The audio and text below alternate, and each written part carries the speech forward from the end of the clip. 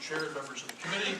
First, an apology to the chair for referring to you as Mr. Chairman in my written remarks. I'd like to blame that on autocorrect. Then we'll do that. Thank you. It's a lie, but I'd like to do that. My name is Walt Sorg. I'm here as a member of the Council or Board of Directors of the Michigan Election Reform Alliance. We're a state-based 501c3 organization with the mission of protecting and enhancing the integrity of our electoral process. We are opposed to the legislation because of the long-term damage it can cause to Michigan's political influence in the nation and because it could add needless expense to our presidential elections in Michigan.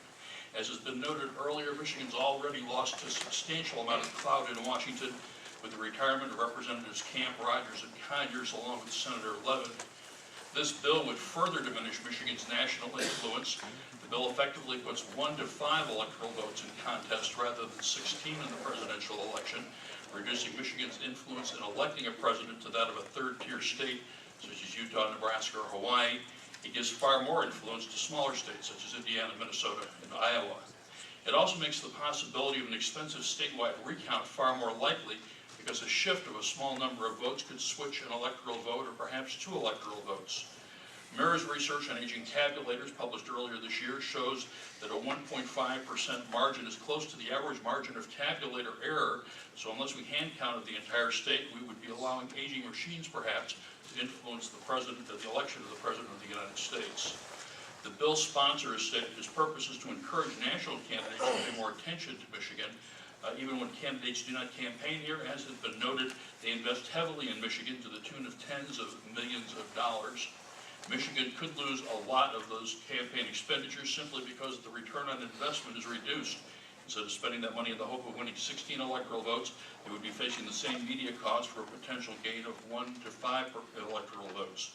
The fact that this change away from winner-take-all is being promoted by the national chairman of one political party and only being discussed in some states which share a common political profile suggests the true objective is something other than improving the integrity of the electoral process.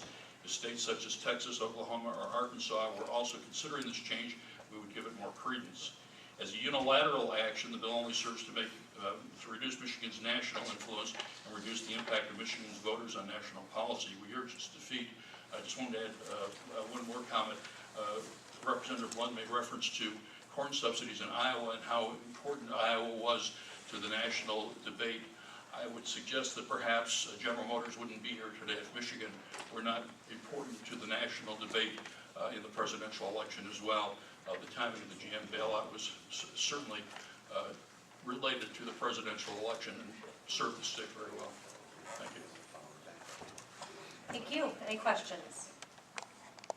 Thanks, appreciate it. Thank you.